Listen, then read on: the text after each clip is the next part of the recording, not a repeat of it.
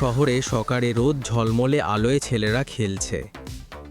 হঠাৎ একজন ছেলে তার হলুদ বলটা পুরো জোরে ছুঁড়ে দেয়।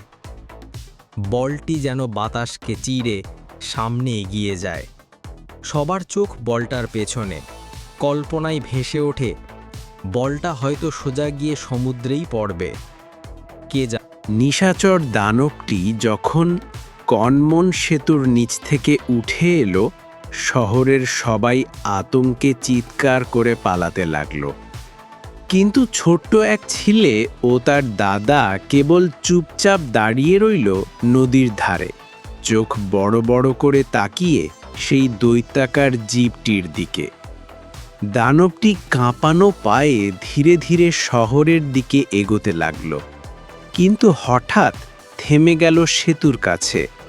সে যেন বুঝে ফেলল এই সেতু ভেঙে গেলে পুরো শহর বিপদে পড়বে। সে আস্তে আস্তে ফিরে গেল নদীর গভীরে, ঠিক যেমন করে এসেছিল। ছেলেটি তখন বলল, দাদা, ও কি আমাদের বাঁচালো? দাদা হাসল।